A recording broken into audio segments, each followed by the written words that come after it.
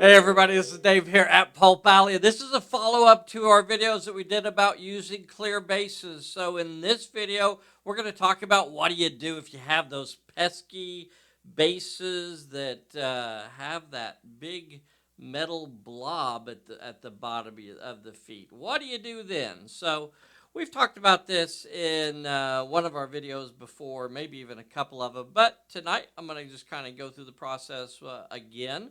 I'm actually going to start from the very beginning, and we're going to talk about punching your own bases and what to use and how to glue them on, and from start to end, everything that you need to do. So let's take a look at what we're going to use tonight.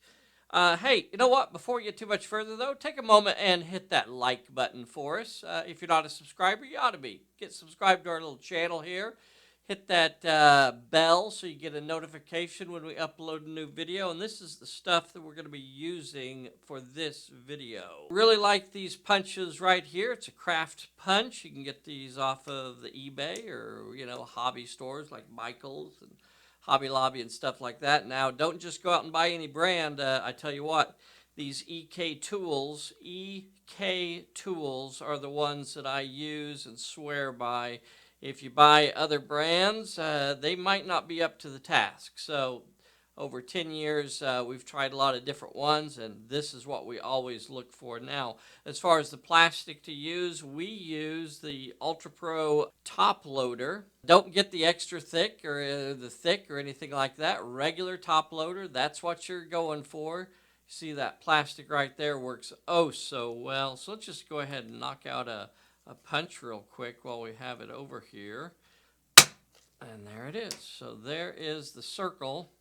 There, see, you can't even see it. Here. There's got to be a glare somewhere. Okay. Well, anyway, there. Anyway, there's a 1-inch circle right there that we're going to use on this miniature tonight. Now, the next thing you're going to use is regular old super glue. For that, it doesn't really matter what kind you're using. We're not using gel. We're just using regular super glue. I also really do recommend an accelerator or an accelerator. It's called something else too. But anyway, it goes along with the CA glue to instantly cure it, to set it. In this instance, we're using the InstaSet accelerator along with the glue, and you'll find that really does help. Now, somebody was telling me that if you use this accelerator with the acrylic bases, it'll fog up pretty bad. I've never had this fog, and once I switched to adding the accelerator along with my super glue, I've never had an issue with fogging at all. So people that want to tell you, how to deal with the fogging issue, you just if you're doing this and this, it's just not an issue on the bases that I'm using. Maybe it is with the acrylic bases. Can't tell you on that. Here's some more stuff that we're going to use for this video. Mainly, it's going to be these toenail clippers, and I swear by these. People make fun of me for using these, but that's all right. They work damn well, and I have a pair of regular like curved toenail clippers here, and I have a pair of straight. The reason I use toenail clippers is just, again, over 10 years of using this stuff, I have found they work much better than the hobby stuff that's out there. Take it for what it's worth. If you want to use your hobby clippers, go ahead and use your hobby clippers. I'll use my toenail clippers, and these things have lasted me for years and years, so I think I'll stick with them. I also have a little file here to shave off the metal a little bit. I got an X-Acto just in case, and I do have a little, more of a hobby style clipper here as well in case I need to get in there and snip something out. So here is the figure that I'm going to be doing. So there is the big black base that we want to get rid of.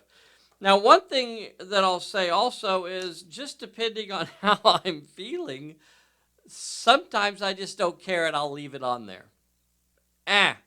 You know what? Sometimes good enough is good enough. I'm not painting or presenting my miniatures for a magazine. I'm not putting them in any contest. If they look good enough, then it's good enough. I'm fine with it. And I'll show you some examples of me just leaving the bases on. Give me just a second.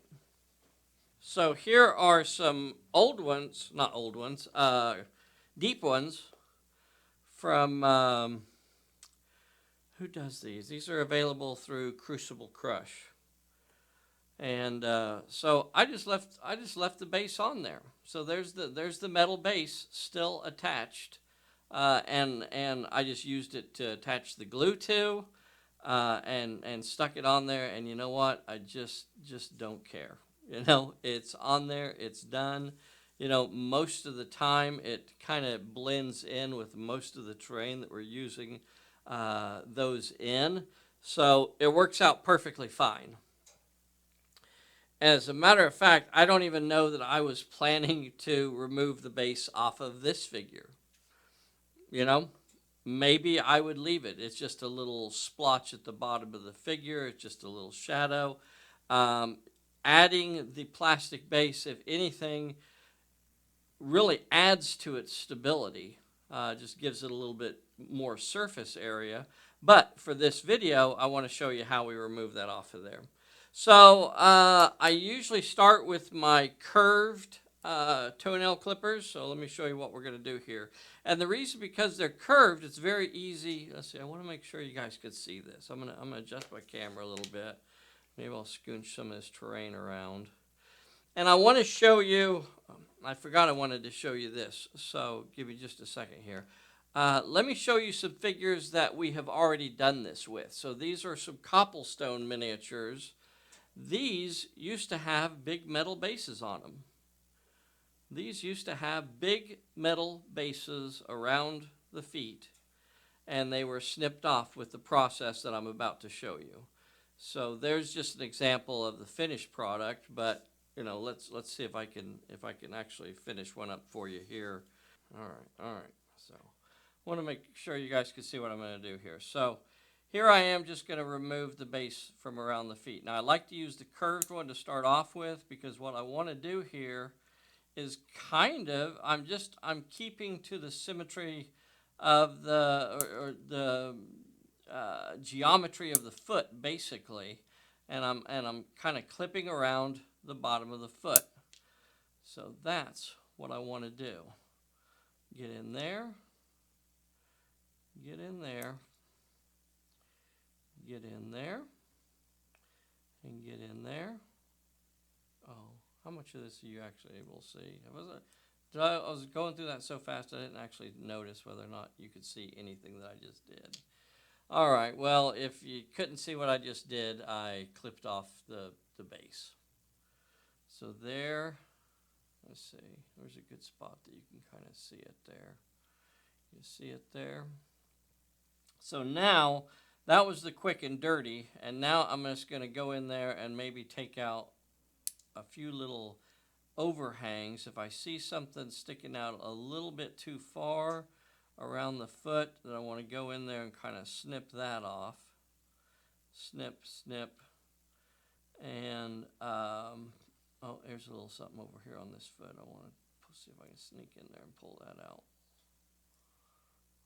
Okay. Now the next thing, the last thing you want to do, and gosh, it's so hard. I wish this would focus better. Here, let me see if I can get it to make sure I'm focusing on the feet. Now, when you do that, it's going to make the foot look thicker, right? Because now I've just cut the base off all around the foot, and now the foot is on there. And now you have to decide, is that okay? Do I want to go ahead and use it that way, or do I want to thin that down? And I'm looking at this and I'm thinking it doesn't really matter. But for tonight, for this video, I'm going to show you, and now I'm going to switch to my straight clippers, and I'm going to get it between there, and I'm going to thin that foot. Hold on. Oh, you know what? It's just a little bit too thick. Just a little bit too thick.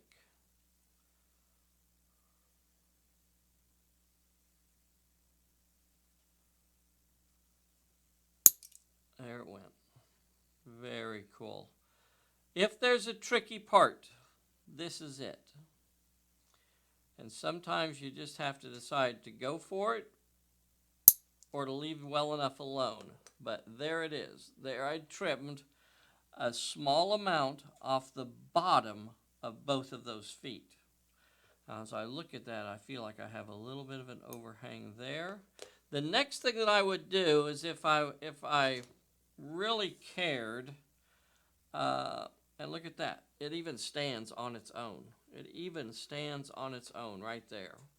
That's how you know you got something good. The other thing I want to do is make sure I have a nice flat surface.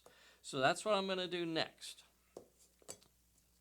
I know I already have a flat surface, but I'm doing this just for you guys to see. Just for you to see the process, that if you need to do this, then do it. Go in there and file a little bit off the bottom. I know it was already flat. I know it already had nice shiny metal, but if it needed a little bit of filing, then don't hesitate to go in there and file a little bit. Now that's fine. That looks pretty good right there. So the next thing I would do is I'd have to decide whether or not I really wanted to touch anything up before I glued it to the base. And we will, just real quick. Just so we can say we're going through everything that we do, I want to go ahead and just touch it up really quick right along the edge. Now, again, I don't want to get any on the bottom, or I don't want to get much on the bottom. So what I'm doing here really is just kind of touching up the edges, just so I don't have a shiny edge when we get to, to the table for pictures, things like that,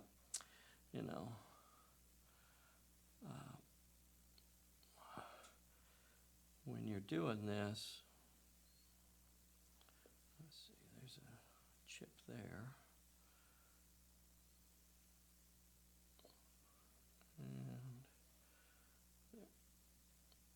Okay. Now, I'm going to go ahead and clean my brush here. Give me a minute. All right, let's go ahead and just get it glued down, and then that's going to be it. So again, we're just going to put 2 dots of CA glue, super glue on there.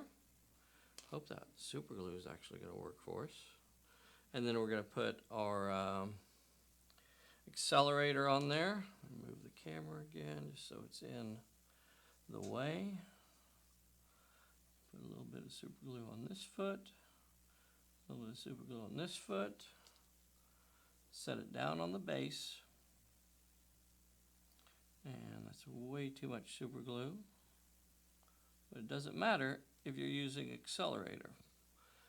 Now, normally that would have fogged. Oh, doggone it, that wasn't on camera. Okay, well, there it was. Pretend that you saw exactly what I did there. So I put 2 little drops of super glue on his feet. Oh, well. I put 2 little drops of super glue on his feet, and then I slapped him down on the base, and then I used the accelerator to put the extra little liquid around it. That sets up the CA glue. And then I'm either going to use a Q-tip or a paper towel and sop up that extra liquid that is around it. And that is done. That is the done figure. Now, I don't know how long this video is, but obviously it's longer than it would actually take me to do this. I love this process for several reasons. One, because it is so fast. And I have people tell me, well, do you pin them on and things like that? No. No. I don't pin anything, like this. No, this, very rarely do I find something that actually needs to be pinned. So 99% of the time I do not pin. It kind of ruins the whole idea of being fast and simple and easy, The last time we had a miniature base fall off, one of these plastic bases, we were playing with a small child, like a 6 or 7 year old kid. And they were fairly rough with it, and they popped a base off. But you know what? 30 seconds later, dab, dab, squirt, and it's back on there. It's like so irrelevant, the idea that, oh, a base might fall off. Before that, I honestly can't even remember the last time we had a base fall off. You think back of all the games that you've seen that we've posted, live games, not edited games, right? Live games that you have seen on this channel, never has a base fallen off. Not once. Not once. Let's do an experiment real quick. Let's just pull a base off just so you can see that, yeah, they pop off. Just like if I had, slot bases or whatever, there it comes off. The base comes off. Just simply not a big deal. If it came off one of your slotted bases, and they do, I know miniatures come off of slotted bases because I've had people ship painted miniatures to us, and they are far too often. We have them arrive and their bases are off of them. So the idea that bases don't come off of any of the miniatures is kind of silly. Anyway, I wanted to show you how to remove what did they call them? They called them the metal puddle around their feet. Get in there with some clippers, man. Get in there with get yourself a good pair of curved toenail clippers. Don't buy cheap stuff. Get yourself a good pair of straight toenail clippers that have that straight edge on them. Those are really, really handy, especially when you get to that last step.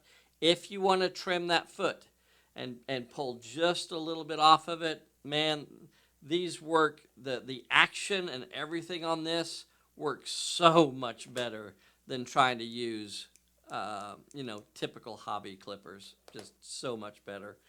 All right, that is it. That is it for today. Take a moment, make sure you hit that like button for us. Make sure you get subscribed to our little channel. If you have questions about this, it's a cool process. It's definitely not for everybody. If I was playing 40K all the time, or whatever they call it now, I don't think I would do this because, it just really doesn't matter. If I was painting for a magazine, if I was painting for a contest, right? I'd make those big pretty bases with the picture frame edges and curved bevels and everything.